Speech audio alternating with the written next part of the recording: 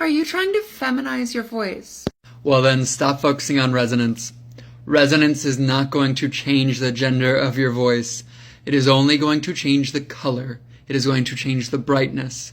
So what changes the gender then? Okay, so let me explain. If I take this sort of sound right here, and I really start to make it bright and nasally, you're going to hear that I'm still hanging on to a lot of chest voice. Something sounds wrong. But Claire, other voice coaches don't talk about resonance. They talk about the larynx height. Let's talk about that.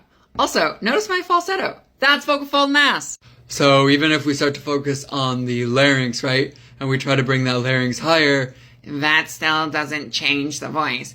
And I can keep going in this direction and keep getting it higher, and I'm still not there, so there's something missing.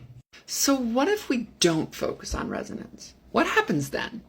Well, vocal fold mass is like the softer kind of quality of the voice. It's the lightness, it's the gentleness of the voice.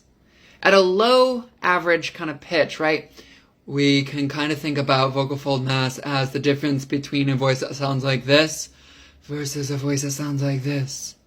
Another way to think about vocal fold mass is not the addition of lightness, but rather the removal of depth, of heaviness, of chest voice. For example, if I take that really deep, dark chest voice again, and I have the vocal fold mass in, you're going to notice that, yes, the voice does get softer, but the pitch is so low here that there's something else going on.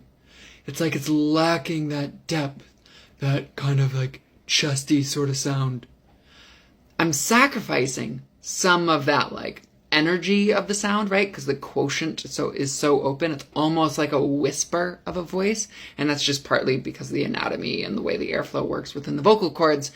But in general, we need to be focusing on the vocal fold mass to determine one's gender and the resonance to determine one's vocal color. Combining these two things allows greater flexibility in your voice and only benefits you in the long run.